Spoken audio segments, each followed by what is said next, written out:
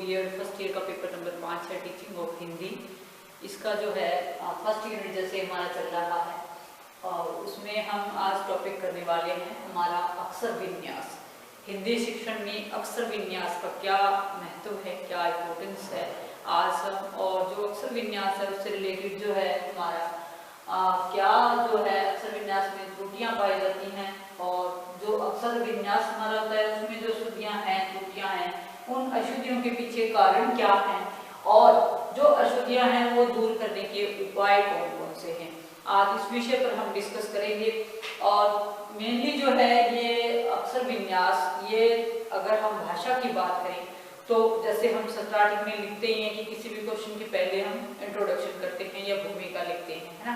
भूमिका के बाद हम क्या लिखते हैं, अर्थ लिखते हैं उसका, ठीक है। उसके बाद हम डेफिनेशंस लिखते हैं और उसके बाद फिर आगे स्टेप टू स्टेप चलते हैं। तो फर्स्ट स्टेप जैसे इंट्रोडक्शन का हुआ तो उसमें क्या है, हम ये जानेंगे कि क्या है जो भाषा है वो क्या है, और भाषा का जो ये रूप है या अक्षर विन्यास हम किसे कहते हैं, है ना। तो जैसे क्या कि मनुष्य एक सामाजिक प्राणी है और समाज में रहते हुए उसे क्या करना है, अपने विचारों का आदान प्रदान करना है अपने दैनिक कार्यवाही को पूरा करने के लिए, और उसके साथ साथ जो रोजमर्रा के हमारे काम हैं, चाहे हमारे व्यवसायिक हैं, चाहे हमारे घर के काम हैं, चाहे हमारा कोई और पहलू है, तो जब हम भावों के अपने अभिव्यक्ति करते हैं तो वो दो रूप में हम करते हैं स्टूडेंट्स, है ना। पहला हमारा रहता है, उसके अंदर हमारा मौखिक रूप रहता है। मौखिक रूप में हम क्या करते हैं, बोल करके करते हैं काम को, है ना। फिर हमारा लिखित रूप रहता है। जब लिखित रूप हमारा आता है उसके अंदर तो वहां पर हमें क्या है, लेखन कौशल की आवश्यकता पड़ती है ना। और जो लेखन कौशल है उसको जब हम पूरा करते हैं या जब उसको आधार बना करके हम काम करते हैं तो वहां पर हमें क्या करना पड़ता है, वहां पर हमें अक्षर लिखने होते हैं, है ना, जिसको हम क्या कहते हैं, अक्षरों की बनावट कहते हैं या वर्तनी जिसको कहते हैं, और अक्षर विन्यास जिसको कहते हैं, है ना। और हिंदी में क्या है, हिंदी की भाषा जो है वो एक ऐसी भाषा है जिसमें अक्षर विन्यास का या वर्तनी का बहुत अधिक है ना, क्योंकि जब लिखने का काम हम करेंगे और अगर हमारी वर्तनी सही है तभी जो है हमारा लेखन कार्य क्या होगा, उचित रूप से होगा। और जो हमारी मातृभाषा है, सभी को पता ही है कि मातृभाषा क्या है, अपनी हिंदी है ना। और जब कहते हैं कि जब हम अपनी मातृभाषा को या मौखिक भाषा को शुद्ध करते हैं, शुद्ध लिखते हैं, शुद्ध उसका उच्चारण करते हैं, तभी हम क्या करेंगे, सभी उसका शुद्ध रूप जो है हम लिख पाएंगे। यदि हमारा उच्चारण सही होगा तो हमारा लेखन भी सही होगा, ठीक है। अशुद्ध अक्षर विन्यास क्या है, अभिव्यक्ति के अर्थ और भाव को बदल देगा, है ना। क्योंकि क्या है, अगर उच्चारण सही नहीं होगा और अगर हम लेखन कार्य भी सही से नहीं करेंगे तो फिर क्या होगा, उसका जो अर्थ है उसका अर्थ का अनर्थ हो जाएगा, है ना। जैसे अगर एक वर्ड में कहूं कि एक वर्ड है हमारा मेला, है ना, मेला वर्ड है, और अगर हम उसको क्या है ऐसे लिख देते हैं मेला, तो क्या हुआ, अब जो दोनों के अंदर अंतर है वो अगर हमें सही लैंग्वेज का ज्ञान हो तो हमें क्लियर हो जाएगा कि मेला का अर्थ क्या होता है और मेला का अर्थ क्या होता है ना। तो ये क्या है, इस तरह की जब हम गलतियां करते हैं तो इससे क्या है, हमारी जो अभिव्यक्ति है वो क्या है, प्रभावहीन हो जाएगी। तो शुद्ध वर्तनी से हमारा जो उच्चारण है वो क्या है, शुद्ध वर्तनी से हमारा उच्चारण शुद्ध होता है, वहीं पर अशुद्ध वर्तनी से हमारा उच्चारण जो है वो अशुद्ध होता है।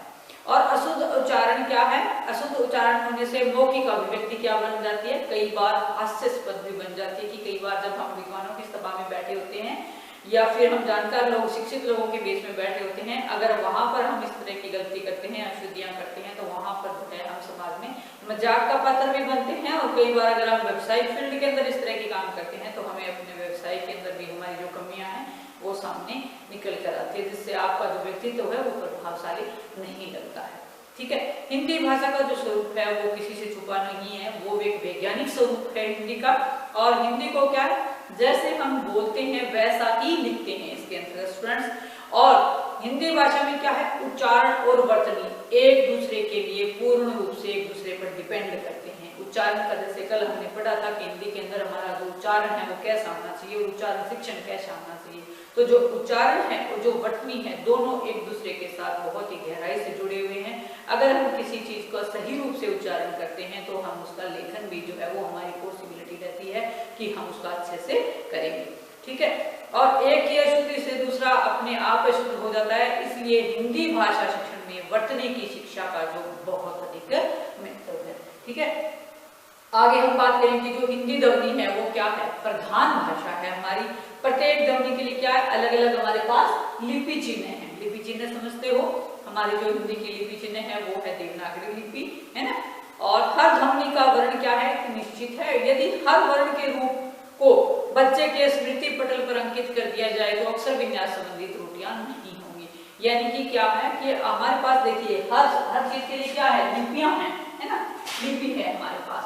तो लिपि में क्या है, अगर हम हर एक वर्ड को, कहते हैं कि हर एक वर्ड को अगर बच्चे के दृष्टि पटल या बच्चे के दिमाग के अंदर सेट कर दिया जाए तो अशुद्धियां होने के चांसेस कम रहते हैं। वो कैसे होगा कि जब बच्चे को हम प्राइमरी लेवल पर एजुकेशन देते हैं, अगर वहां पर जो प्राइमरी का जो अध्यापक है या प्री प्राइमरी में जब बच्चे को हम हिंदी पढ़ना सिखाते हैं, अगर वहां पर हम उसके उच्चारण का सही से ध्यान रखें और लेखन का सही से ध्यान रखें और छोटी से छोटी त्रुटि को सुधारें, तो वहां पर क्या हो सकता है कि बच्चा आने वाले टाइम के अंदर जो है उसकी त्रुटियां होने के चांसेस बहुत कम रह जाएंगे।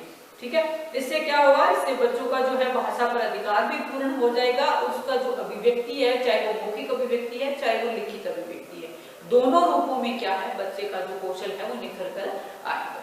ठीक है, अब हम बात करते हैं मेनली त्रुटियों की, कि जो हिंदी शिक्षण में है, जो मेनली अक्षर विन्यास के अंदर कौन कौन सी त्रुटियां पाई जाती है ना। सबसे पहले हम इसमें बात करेंगे मात्रा संबंधी त्रुटियां। मात्रा संबंधी हमारी बहुत सारी त्रुटियां इसके अंदर पाई जाती हैं, वो कौन कौन सी हैं, थोड़ा सा डिस्कस करें कि हिंदी भाषा में क्या है, शब्दों में जो हर्ष स्वर है, दीर्घ स्वर है ना, दो प्रकार की मात्राओं का वहां पर हम प्रयोग करते हैं, है ना। परंतु यदि छात्र इन मात्राओं को उनके निश्चित स्थान पर नहीं लगाते हैं तो क्या हो जाता है, वहां पर जो मात्रा संबंधी अशुद्धियां होनी शुरू हो जाती हैं। और मात्रा संबंधी अशुद्धियां जो है वो बहुत प्रकार की होती हैं। पहली है हर्ष एवं दीर्घ मात्राओं का अशुद्ध प्रयोग। जैसे हम वर्ड लिखते हैं परंतु, है ना, ये वर्ड हमने लिखा परंतु, ठीक है, और हम इसको कैसे लिखेंगे, ऐसे लिख देंगे, तो फिर क्या होगा, ये एक त्रुटि हुई ना अपनी। फिर जैसे हम बात करें कवि की, कवि, ये कवि का सही रूप हो गया, ये दोनों सही रूप हो गए, और एक हम कवि ऐसे लिख देते हैं, है ना। तो ये क्या होगा, ये वाली जो चीज है ये क्या है, ये गलतियां हैं हमारी, ये त्रुटियां हैं हमारी। इसी प्रकार से और भी बहुत सारे शब्द हो सकते हैं, जैसे आराम शब्द है, ठीक है, आराम शब्द को भी क्या है, समझ ही सकते हैं हम इन चीजों को। जैसे आराम सही फॉर्म हो गया, लेकिन हम कई बार क्या लिखते हैं, हम आराम लिख देते हैं इसकी जगह, है ना। तो ये रूप कौन सा हो गया, ये अशुद्धिपूर्ण रूप हमारा हो गया। ठीक है, इसके बाद हम बात करें थोड़ा सा कि अनावश्यक मात्राएं लगा देते हैं। कई बार हमें जरूरत भी नहीं होती है, लेकिन फिर भी हम क्या है, मात्राएं लगा देते हैं, वहां पर ध्यान हम नहीं देते हैं। जैसे प्रदर्शनी वर्ड है, प्रदर्शनी में जो शय के आगे मात्रा नहीं आती है, लेकिन कई बार हम अनावश्यक रूप से उसको ऐड कर देते हैं। फिर है मात्राओं का लोप भी कई बार हम करते हैं। जैसे किसी भाषा संबंध में भी ये चीजें होती हैं, जैसे कि एक शब्द है मधुर शब्द है, और मधुर शब्द में हम बोलते बोलते क्या करते हैं, इसको जो है ये मधुर शब्द है, ये सही शब्द है, लेकिन हम क्या कर देते हैं, इसका मदर लिख देते हैं, मदर बोल देते हैं कई बार, कई लैंग्वेज से, है ना। तो ये क्या हो जाता है, यहाँ पर ये मात्रा संबंधी अशुद्धियां जो है वो मुख्य पाई जाती हैं। फिर आशीर्वाद वर्ड है, आशीर्वाद में जो रे वर्ड है उसकी गलतियां हम अक्सर करते हैं। फिर इस प्रकार से बहुत सारी मात्राओं के स्थान परिवर्तन से संबंधित भी होगी, जैसे कवियत्री वर्ड है, कवियत्री वर्ड है ना, इनको लिखते हुए तो बहुत सारी इस प्रकार से जो मात्राओं की अशुद्धियां हैं, ई की अशुद्धियां हैं, आ की अशुद्धियां हैं, है ना, ऊ की अशुद्धियां हैं, ए जैसे मैंने इससे पहले उच्चारण में भी आपको बताई थी ये चीजें कि यहाँ पर मात्राओं संबंधी बहुत अधिक अशुद्धियां करते हैं। री और री के अंदर भी अक्सर हम अशुद्धियां करते हैं। री वर्ड जो है उसके अंदर भी बहुत सारी अशुद्धियां हम करते हैं। फिर वर्णों का कई जगह लोप भी हो जाता है, और जो वर्णों का अनावश्यक प्रयोग है वो भी जो है आपको क्या करता है, त्रुटियों के अंदर खड़ा कर देता है। फिर वर्णों के स्थान में परिवर्तन कई बार हो जाता है, न और अण की अशुद्धियां भी हमारी हो जाती हैं। अक्षय और क्षय की अशुद्धियां हम करते हैं, व और बै में ध्यान नहीं रखते हैं, श और श में अंतर होता है ना। इसी प्रकार से जो अनुस्वार संबंधी अशुद्धियां हैं, ड ढ की अशुद्धियां हैं, ये सभी मैं आपको जो है उच्चारण में बता चुकी हूँ ये चीजें कि किस प्रकार की अशुद्धियां हम, जो अशुद्धियां हम स्टूडेंट्स उच्चारण में करते हैं ऑलमोस्ट वही अशुद्धियां हम किस में करते हैं, वही हम अक्षर विन्यास के अंदर करते हैं। अब हम नेक्स्ट, ये तो हमने पढ़ा त्रुटियों के बारे में, अब हम नेक्स्ट पढ़ेंगे कि अशुद्धियों के जो कारण हैं वो क्या है, किन किन कारणों से जो है वो हमारी अशुद्धियां होती हैं। तो फर्स्ट इसमें क्या है कि लिपि का अपूर्ण ज्ञान, लिपि का अपूर्ण ज्ञान। यदि हम लिपि से परिचित नहीं हैं तो भी क्या है, हमारा जो है ज्ञान सही दिशा में नहीं चलता, हमारा जो पेन है, अगर हम जो लिखते हैं, अगर हमें लिपि का पता ही नहीं है तो फिर हम क्या लिखेंगे, है ना। लिपि का पता होना भी बहुत आवश्यक है, हर एक अक्षर से परिचित होना आवश्यक होता है किसी भी भाषा को सीखने के लिए। भाषा का जो सीखना है वो हमें भाषा के आरंभिक जो दौर होता है, जो प्राइमरी या प्री प्राइमरी की जहाँ पर हम बात करते हैं, वहां पर भी जो है हमें इन चीजों का ध्यान रखना है। अशुद्धियों के कारण हमारे हैं, पहला है लिपि का अपूर्ण ज्ञान, लिपि का अपूर्ण ज्ञान, अपूर्ण ज्ञान। दूसरा क्या हो सकता है, देखिए एक तो ये हो गया, दूसरा है मात्राओं का अपूर्ण ज्ञान, ये हो गया लिपि का। फिर मात्राओं का, जो मात्राएं हैं हमारी हिंदी की, उनका भी अगर हमें ज्ञान नहीं है तब भी हमें जो है वो दिक्कत होती है, क्योंकि मात्राओं को अगर हम उल्टा पुल्टा लगाते हैं या आगे पीछे लगा देते हैं या नहीं लगाते हैं या लोप कर देते हैं तो वहां पर भी जो हमारी लेखनी है वो प्रभावित हो जाती है। फिर इसी के साथ ही अगर हम ऐड करें तो यही पॉइंट इसी के अंदर आ गया, और उसके पीछे मैंने कारण भी जैसे बताए हैं आपको कि आपका जो अशुद्ध उच्चारण है ना, अशुद्ध उच्चारण, अशुद्ध उच्चारण जो है ये भी इसका एक कारण है। फिर फोर्थ अगर हम करें असावधानी की बात करें तो जो असावधानी है वो भी हमारी इसमें आती है कि अगर कई बार क्या करते हैं, ध्यान ही नहीं देते हैं, किसी काम को फटाफट करने के लिए हड़बड़ी में लगी रहती है ना, तो वहां पर भी जो क्या है, वहां पर हम क्या कर देते हैं, जैसे मैं अक्षर है और है अक्षर है ना, वहां पर क्या करते हैं, असावधानी से हम ऐसा जल्दी जल्दी में लिखते हैं कि हमें पता ही नहीं लगता कि जो मैं है वो कौन सा है, भय है वो कौन सा है, ठीक है। और इसके बाद हम करें इसमें अति शीघ्रता, ये भी असावधानी के अंदर आप ऐड करें, चाहे जैसे आप पॉइंट बना सकते हैं कि जो अति शीघ्रता है या जल्दी है, ठीक है, वो भी इसके अंदर शामिल हो जाएगी। अगर आप जल्दी किसी काम में चाहते हो तो वहां पर भी क्या है, जरूरत से ज्यादा जो अति शीघ्रता है ना वो भी हमें खराब करती है, ठीक है, हमारा लेखन खराब करती है। फिर सब चीजों के लिए एक मेन कारण अगर हम लेके चले तो वो हम क्या कहते हैं कि जो व्याकरण है, व्याकरण का अगर हमें सही ज्ञान नहीं है ना, व्याकरण का अपूर्ण ज्ञान जो है ये भी हमें क्या करता है, हमारे जो लेखन है उसको अशुद्ध कर देता है, ठीक है। उसके बाद नेक्स्ट बहुत सारे इसमें पॉइंट्स आप ऐड कर सकते हैं, जैसे आपके क्या है, अध्यापक की अयोग्यता, या इसमें क्या लिखेंगे आप, अध्यापक जो मार्गदर्शन करता है वो भी अगर सही से नहीं करता है, अध्यापक की अयोग्यता ही कहेंगे, मार्गदर्शन भी अगर सही नहीं करते हैं तो वो भी क्या है, वो भी इसके अंदर इंक्लूड हो जाएगा पॉइंट। अयोग्य इसलिए क्योंकि अगर बच्चों का सही मार्गदर्शन नहीं करता है तो वो योग्य वैसे भी नहीं हो सकता, है ना, क्योंकि अध्यापक का काम क्या है, बच्चों को सही रास्ता दिखाना, बच्चों की अशुद्धियों को दूर करना, उन्हें सही रूप में सही चीज को, सही अर्थ को समझाना और उनको सिखाना, तभी टीचिंग लर्निंग प्रोसेस जो है वो आपकी सफलतापूर्वक चलती है और उसके जो उद्देश्य हैं वो पूरे होते हैं, है ना, एम पूरे होते हैं।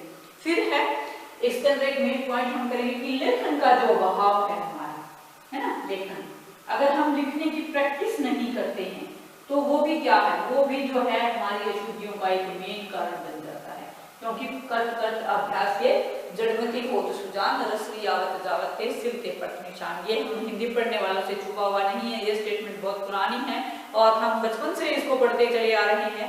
तो क्या कहते हैं कि जो प्रैक्टिस है, practice make a man perfect, है ना, जितना ज्यादा हम अभ्यास करेंगे किसी काम का चाहे वो हिंदी शिक्षण का ही क्यों ना हो, उतनी ही ज्यादा जो है वो कुशलता या मास्टरी या निपुणता उसके अंदर हमारी आएगी।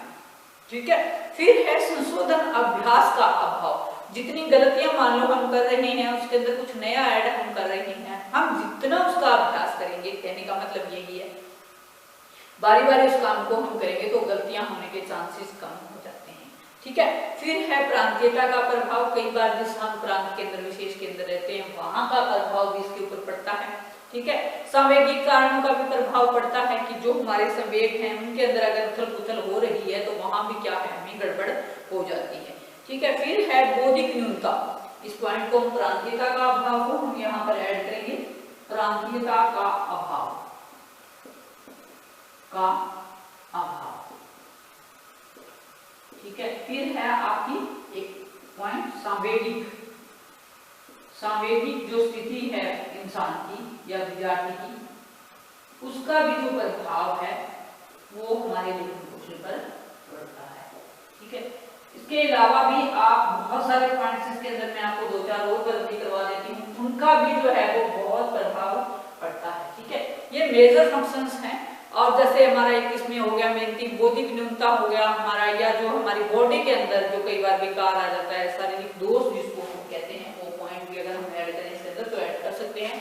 शारीरिक दोषों के कारण भी जो है वो कई बार क्या होता है, हमारा जो है अशुद्धियां होती हैं। ठीक है।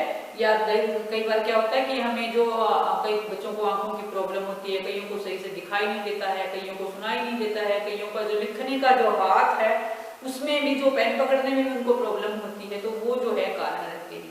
अब हम नेक्स्ट इसमें बात करेंगे कि ये तो हो गए हमारे जो है कारण। अब हम करेंगे अशुद्धियां दूर करने के हमारे जो उपाय हैं वो कौन कौन से हैं। ठीक है। जो हमारे कारण है, अगर हम देखा जाए तो उपाय भी इन्हीं के अंदर ही हमारा छुपा होता है। जैसे कि यदि हम क्या है, लिपि का बच्चे को पूर्ण ज्ञान करवाएं। ठीक है। फिर मात्राओं का बच्चे को पूर्ण ज्ञान बच्चे को करवाएं, हम सिखाएं ये चीजें। उसी प्रकार से जो अशुद्ध उच्चारण कर रहे हैं उनका हम शुद्ध उच्चारण बच्चे को करवाएं। असावधानी ना बरतें, सावधानी बरतें, अति शीघ्रता न करें, शीघ्रता करें लेकिन अति शीघ्रता ना करें। इसी प्रकार से व्याकरण का पूर्ण ज्ञान बच्चे को करवाया जाए। उसके बाद अध्यापक क्या है, अध्यापक भी अपने आप को सुधारने की कोशिश करे, ऐसा करे कि बच्चों का सही से मार्गदर्शन करे और बच्चों को सही काम करवाया जाए, है ना। और जो फिर क्या है, लेखन है उसका जो है 12 खड़ी वगैरह जैसे है उसके अंदर, तो उसकी प्रैक्टिस बच्चे को करवाई जाए, ज्यादा से ज्यादा मात्रा में बच्चे से लेखन कार्य करवाया जाए।